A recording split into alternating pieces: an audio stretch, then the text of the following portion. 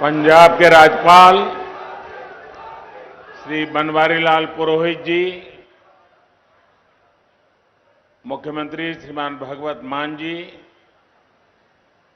केंद्रीय मंत्रिमंडल में मेरे साथी डॉक्टर जितेंद्र सिंह जी, संसद में मेरे साथी भाई मनीष तिवारी जी, सभी डॉक्टर्स, रिसर्चर्स, पैरामेडिक्स, अन्य कर्मचारी और पंजाब के कोने कोने से आए हुए मेरे प्यारे बहनों और भाइयों, आजादी के अमृत काल में देश नए संकल्पों को प्राप्त करने की तरफ बढ़ रहा है। आज का ये कार्यक्रम भी देश की बेहतर होती स्वास्थ्य सेवाओं का प्रतिबिंब है। होमी भाभा कैंसर अस्पताल और रिसर्च सेंटर से पंजाब, हरियाणा के साथ ही हिमाचल प्रदेश के लोगों को भी लाभ होने वाला है। मैं आज इस धरती का एक और वजह से आभार व्यक्त करना चाहता हूं। पंजाब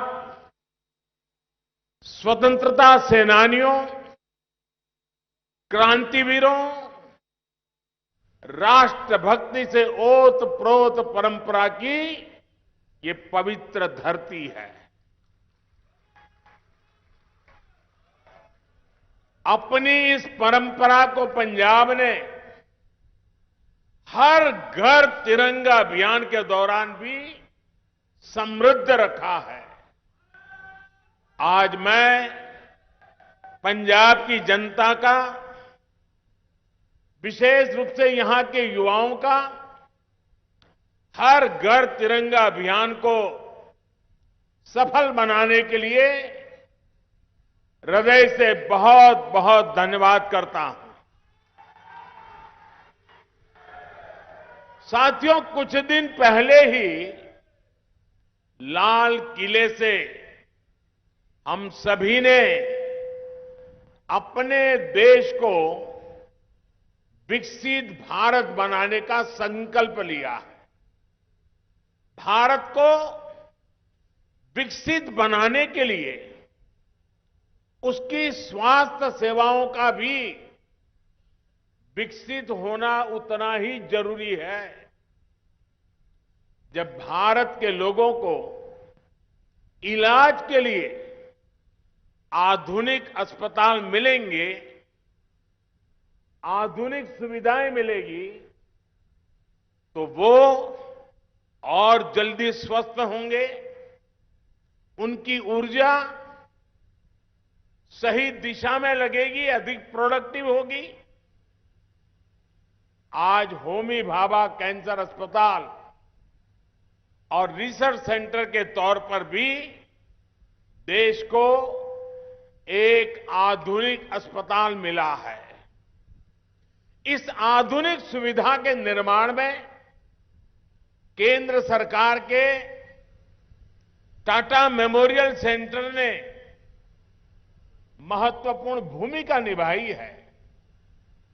ये सेंटर देश विदेश में अपनी सेवाएं उपलब्ध कराकर कैंसर के मरीजों का जीवन बचा रहा है। देश में कैंसर की आधुनिक सुविधाओं के निर्माण में भारत सरकार अग्रणी रोल निभा रहा है। मुझे बताया गया है कि टाटा मेमोरियल सेंटर के पास हर साल 1.5 लाख नए मरीजों के इलाज की सुविधा तैयार हो गई है। ये कैंसर मरीजों को बहुत बड़ी राहत देने वाला काम हुआ है। मुझे याद है, यहां चंडीगढ़ में हिमाचल के दूर सुदूर के क्षेत्रों से भी लोग कैंसर सहित अनेक गंभीर बीमारियों के इलाज के लिए पीजीआई आते थे। पीजीआई में बहुत भीड़ होने से पेशेंट को भी, उनके परिवारजनों को भी कई परेशानियां रहती थी। अब तो हिमाचल प्रदेश में बिलासपुर में एम्स बन गया है और यहां कैंसर के इलाज के लिए इतनी बड़ी सुविधा बन गई है।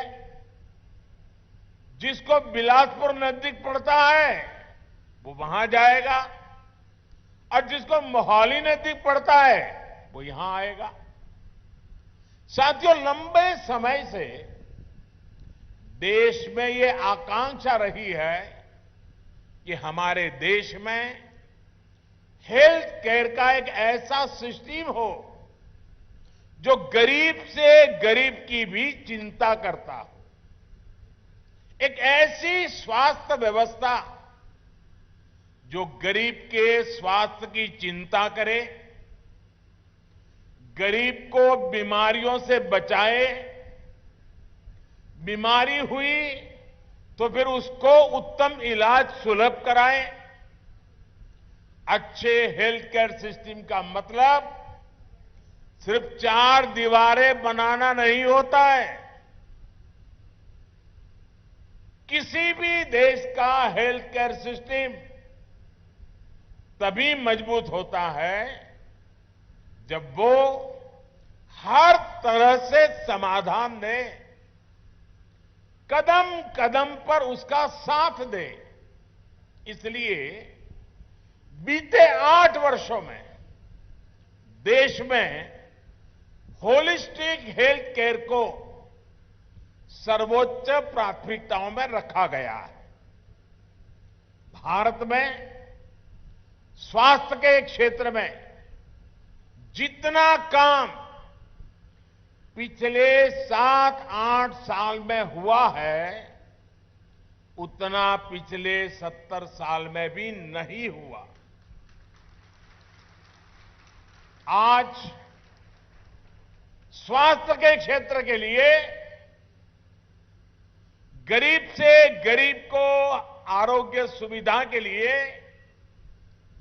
देश एक नहीं, 2 नहीं, 6 मोर्चों पर एक साथ काम करके देश की स्वास्थ्य सुविधाओं को सुधारा जा रहा है, मजबूत किया जा रहा है। पहला मोर्चा है प्रिवेंटिव हेल्थ केयर को बढ़ावा देने का।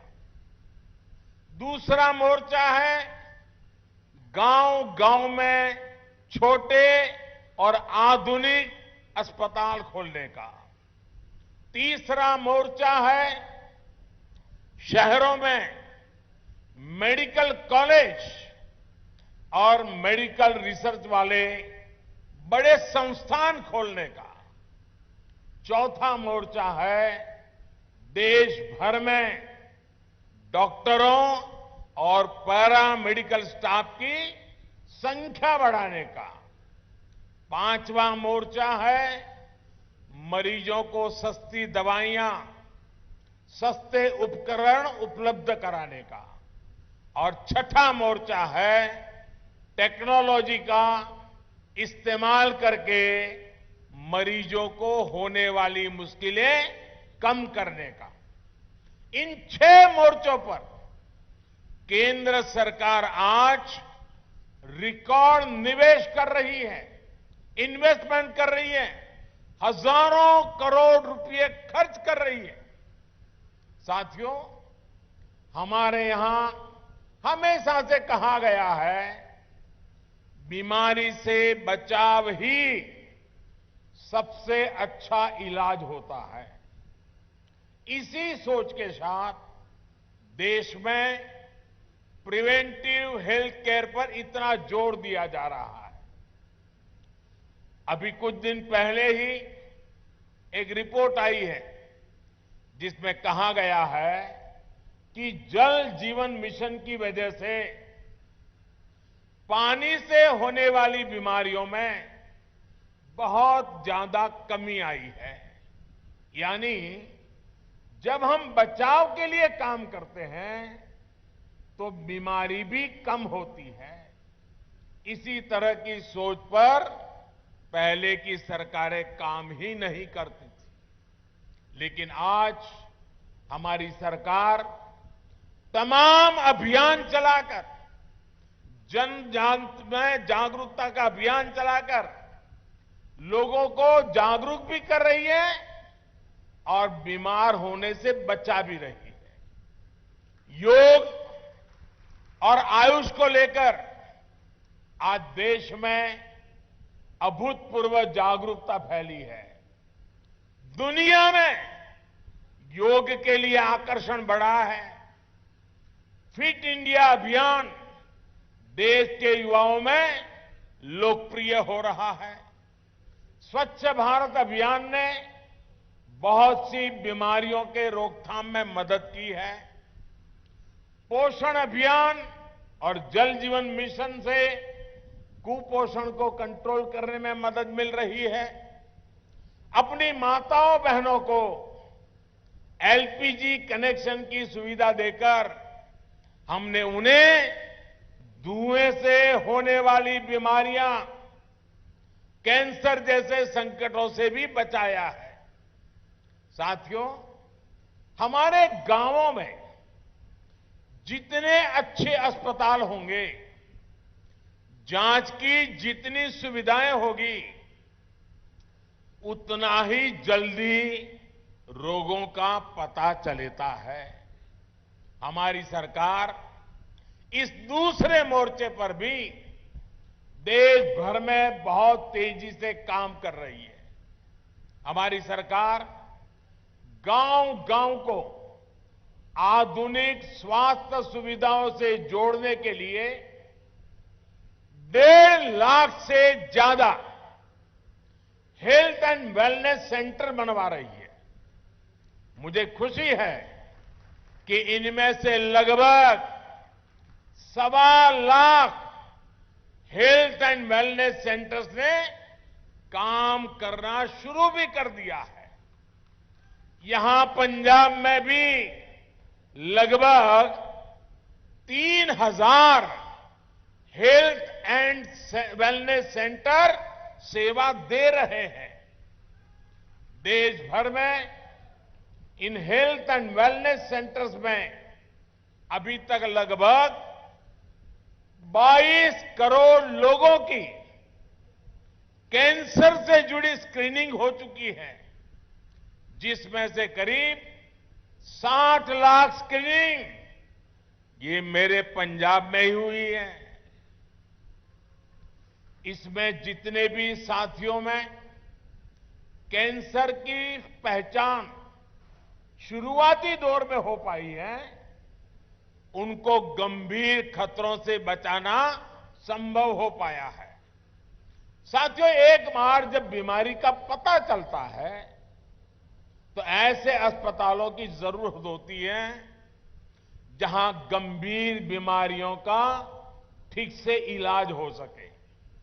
इसी सोच के साथ केंद्र सरकार देश के हर जिले में कम से कम एक मेडिकल कॉलेज के लक्ष्य पर काम कर रही है। Ayushman Bharat health infrastructure mission के तहत जिला स्तर पर आधुनिक स्वास्थ्य सुविधाएं बनाने पर 64,000 करोड़ रुपए खर्च किए जा रहे हैं। एक समय में देश में सिर्फ 7 एम्स हुआ करते थे। आज इनकी संख्या भी बढ़कर के 21 हो गई है। यहां पंजाब के बठिंडा में भी एम्स बेहतरीन सेवाएं दे रहा है। अगर मैं कैंसर के अस्पतालों की ही बात करूं तो देश के हर कोने में कैंसर से जुड़े इलाज की आधुनिक व्यवस्था की जा रही है। पंजाब में ये इतना बड़ा सेंटर बना है, हरियाणा के झज्जर में भी नेशनल कैंसर इंस्टीट्यूट स्थापित किया गया है। पूर्वी भारत की तरफ जाएं तो वाराणसी अब कैंसर ट्रीटमेंट का एक हब बन रहा है। कोलकाता में नेशनल कैंसर इंस्टीट्यूट का दूसरा कैंपस भी काम शुरू कर चुका है। कुछ दिन पहले ही असम के डिब्रूगढ़ से मुझे एक साथ 7 नए कैंसर अस्पतालों के लोकार्पण का अवसर भी मिला था। हमारी सरकार ने देश भर में कैंसर से जुड़े करीब 40 विशेष संस्थान स्वीकृत किए हैं, जिनमें से अनेक अस्पताल सेवा देना शुरू भी कर चुके हैं। साथियों, अस्पताल बनाना जितना जरूरी है, उतना ही जरूरी पर्याप्त संख्या में अच्छे डॉक्टरों का होना, दूसरे पैरामेडिक्स उपलब्ध होना भी है। इसके लिए भी आज देश में मिशन मोड पर काम किया जा रहा है। 2014 से पहले देश में 400 से भी कम मेडिकल कॉलेज थे, यानी 70 साल में 400 से भी कम मेडिकल कॉलेज। वहीं बीते 8 साल में 200 से ज्यादा नए मेडिकल कॉलेज देश में बनाए गए हैं। मेडिकल कॉलेजों का विस्तार का मतलब है कि मेडिकल सीटों की संख्या बढ़ी है, मेडिकल की पढ़ाई करने वाले छात्रों के लिए अवसर बढ़े हैं और देश की सेहत का ध्यान रखने वाले हेल्थ प्रोफेशनल्स की संख्या बढ़ी है। यानी हेल्थ सेक्टर में रोजगार के भी अनेक अवसर इससे तैयार हो रहे हैं। हमारी सरकार ने 5 लाख से ज्यादा आयुष डॉक्टर्स को भी एलोपैथिक डॉक्टर की तरह मान्यता दी है। इससे भारत में डॉक्टर और मरीजों के बीच अनुपात में भी सुधार हुआ है। साथियों, यहां बैठे हम सभी लोग बहुत सामान्य परिवारों से, हम सभी को अनुभव है कि गरीब के घर जब बीमारी आती थी तो घर जमीन तक बिक जाया करती थी। इसलिए हमारी सरकार ने मरीजों को सस्ती दवाइयां, सस्ता इलाज उपलब्ध कराने पर भी उतना ही जोर दिया है। आयुष्मान भारत ने गरीब को 5 लाख रुपए तक के मुफ्त इलाज की सुविधा दी है। इसके तहत अभी तक 3.5 करोड़ मरीजों ने अपना इलाज कराया है और 1 रुपये का उनको खर्च नहीं करना पड़ा है। और इसमें बहुत सारे कैंसर के मरीज भी है। आयुष्मान भारत की वजह से गरीब के 40,000 करोड़ रुपए, अगर ये व्यवस्था न होती तो उसकी जेब से जाने वाले थे, वो 40,000 करोड़ रुपए आप जैसे परिवारों के बचे हैं। इतना ही नहीं, पंजाब सहित देश भर में जो जन औषधि केंद्रों का नेटवर्क है, जो अमृत स्टोर है, वहां भी कैंसर की दवाएं बहुत कम कीमत पर उपलब्ध है। कैंसर की 500 से अधिक दवाएं जो पहले बहुत महंगी हुआ करती थी, उनकी कीमत में लगभग 90% कमी की गई है। यानी जो दवाई 100 रुपये में आती थी, जन औषधि केंद्र में वही दवाई 10 रुपये में उपलब्ध कराई जाती है। इससे भी मरीजों के हर वर्ष औसतन करीब 1,000 करोड़ रुपए बच रहे हैं। देश भर में लगभग 9,000 जन औषधि केंद्रों पर भी सस्ती दवाएं गरीब और मध्यम वर्ग की परेशानियों को कम करने में मदद कर रही है। भाई और बहनों, सरकार के होलिस्टिक हेल्थ केयर अभियान में नया आयाम जोड़ा है आधुनिक टेक्नोलॉजी ने। हेल्थ सेक्टर में आधुनिक टेक्नोलॉजी का भी पहली बार इतने बड़े स्केल पर समावेश किया जा रहा है। Ayushman Bharat digital health mission से सुनिश्चित कर रहे हैं कि हर मरीज को क्वालिटी स्वास्थ्य सुविधाएं मिले, समय पर मिले, कम से कम परेशानी हो। टेलीमेडिसिन, टेली कंसल्टेशन की सुविधाओं के कारण आज दूर सुदूर गांव का व्यक्ति भी शहरों के डॉक्टरों से शुरुआती परामर्श ले पा रहा है। संजीवनी ऐप से भी अभी तक करोड़ों लोगों ने इस सुविधा का लाभ लिया है। अब तो देश में मेड इन इंडिया 5G सेवाएं लॉन्च हो रही है। इससे रिमोट हेल्थ केयर सेक्टर में क्रांतिकारी बदलाव आएगा। तब गांव के गरीब परिवारों के मरीजों को भी बड़े अस्पतालों में बार बार जाने की मजबूरी भी कम हो जाएगी। साथियों, मैं देश के हर कैंसर पीड़ित और उनके परिवार से एक बात जरूर कहना चाहूंगा। आपकी पीड़ा मैं भली भांति समझ सकता हूं, लेकिन कैंसर से डरने की नहीं, लड़ने की जरूरत है। इसका इलाज संभव है। मैं ऐसे अनेक लोगों को जानता हूं जो कैंसर के सामने लड़ाई जीत करके आज बड़ी मस्ती से जिंदगी जी रहे हैं। इस लड़ाई में आपको जो भी मदद चाहिए, केंद्र सरकार वो आज उपलब्ध करा रही है।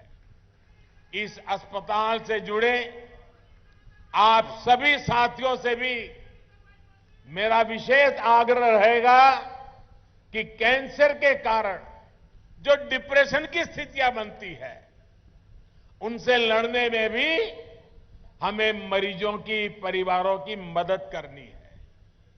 एक प्रोग्रेसिव समाज के तौर पर यह हमारी भी जिम्मेदारी है कि हम मेंटल हेल्थ को लेकर अपनी सोच में बदलाव और खुलापन लाए, तभी समस्या का सही समाधान निकलेगा।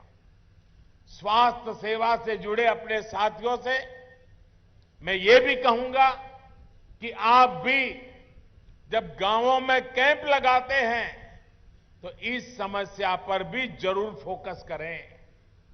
सबका प्रयास से हम कैंसर के विरुद्ध देश की लड़ाई को मजबूत करेंगे।